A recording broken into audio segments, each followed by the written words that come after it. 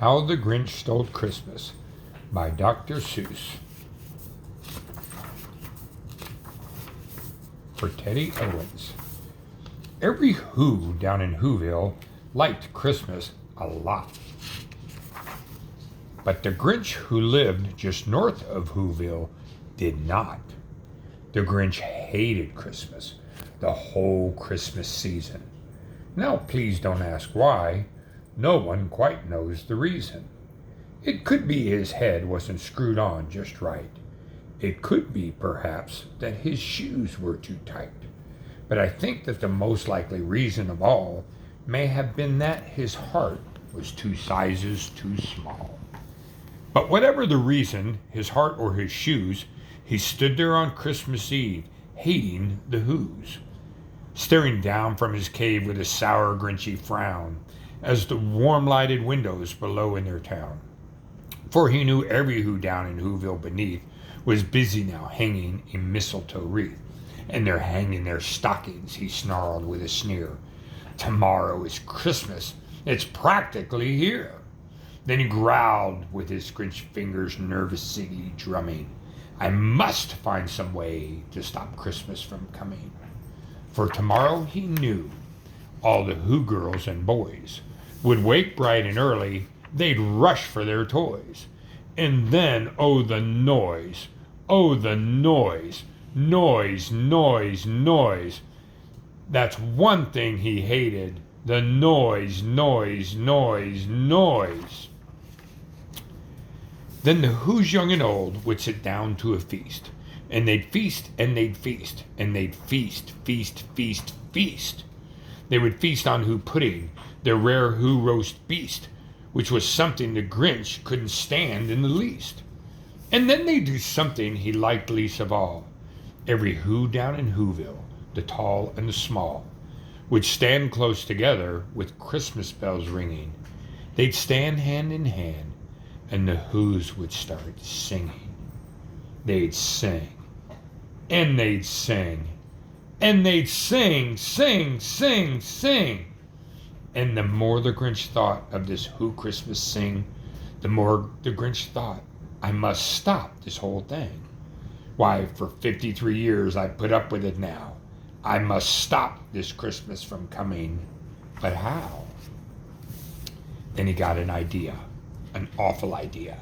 The Grinch got a wonderful, awful idea. I know just what to do.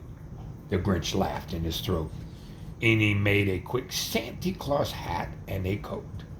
And he chuckled and clucked. What a great Grinchy trick! With his coat and his hat, I look just like Saint Nick. All I need is a reindeer, the Grinch looked around. But since reindeer are scarce, there was none to be found. Did that stop the old Grinch? No, the Grinch simply said. If I can't find a reindeer, I'll make one instead. So he called his dog Max. Then he took some red thread and he tied a big horn on top of his head. Then he loaded some bags in some old empty sacks on a ramshackle sleigh and he hitched up old Max. Then the Grinch said, get up! And the sleigh started down towards the home where the Whos lay a snooze in their town. All the windows were dark, quiet snow filled the air. And the Whos were all dreaming sweet dreams without care. When he came to the first little house on the square, this is stop number 1, the old Grinchy Claus hissed, and he climbed to the roof, empty bags in his fist. Then he slid down the chimney, a rather tight pinch, but if Santa could do it, then so could the Grinch. He got stuck only once for a moment or two, then he stuck his head out of the fireplace flue. Where the little Who stockings all hung in a row, these stockings, he grinned, are the first things to go. Then he slithered and slunk with a smile most unpleasant around the whole room, and he took every present. Pop guns and bicycles, roller skates, drums, checkerboards, tricycles, popcorn, and plums. And he stuffed them in bags. Then the Grinch very nimbly stuffed all of the bags one by one up the chimney. Then he slunk to the icebox. He took the Who's feast. He took the Who pudding. He took the roast beast. He cleaned out that icebox as quick as a flash, while that Grinch even took their last can of Who hash. Then he stuffed all the food up the chimney with glee. And now, grinned the Grinch, I will stuff up the tree. And when the Grinch grabbed the tree, he started to shove when he heard a small sound like the coo of a dove. He turned around fast and he saw a small Who, little Cindy Lou who was not more than 2. The Grinch had been caught by this tiny Who daughter, who got out of bed for a cup of cold water. She stared at the Grinch and said, Santa Claus, why? Why are you taking our Christmas tree? Why? But you know that old Grinch was so smart and so slick, he thought up a lie, and he thought it up quick. Why, my sweet little tot, the fake Santa Claus lied. There's a light on this tree that won't light on one side. So I'm taking it home to my workshop, my dear. I'll fix it up there, then I'll bring it back here. And his fib fooled the child, then he patted her head, and he got her a drink and sent her to bed. And when Cindy Lou Who went to bed with her cup, he went to the chimney and stuffed the tree up. Then the last thing he took was the log for the fire. Then he went up the chimney himself, the old liar. On the walls he left nothing but hooks and some wire, and one speck of food that he left in the house was a crumb that was too small for even a mouse. Then he did the same thing to the other Who's houses, leaving crumbs much too small for the other Who's mouses. It was 15:15 dawn, all the Who's still abed, all the Who's still asnoo, when he picked up his sled.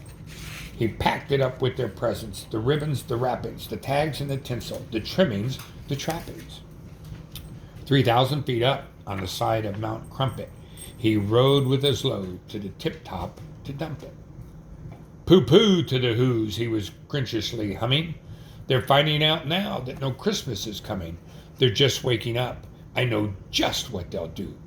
Their mouths will hang open a minute or two. Then the Who's down in Whoville will all cry, boo-hoo. That's a noise, grinned the Grinch, that I simply must hear. So he paused, and the Grinch put his hand to his ear. And he did hear a sound rising over the snow. It started in low. Then it started to grow. But the sound wasn't sad. Why, this sound sounded merry. It couldn't be so. But it was merry, very. He stared down at Whoville. The Grinch popped his eyes. Then he shook.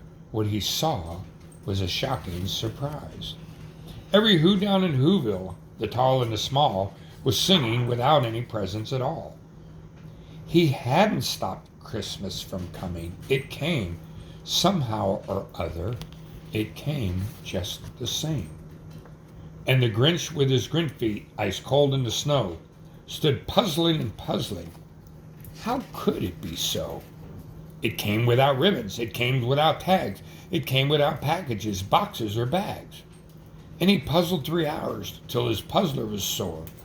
Then the Grinch thought of something he hadn't before. Maybe Christmas, he thought, doesn't come from a store. Maybe Christmas, perhaps, means a little bit more. And what happened then? Well, in Whoville they say that the Grinch's small heart grew 3 sizes that day. And the minute his heart didn't feel quite so tight, he whizzed with his loud through the bright morning light. And he brought back the toys and the food for the feast. And he himself, the Grinch, carved the roast beast.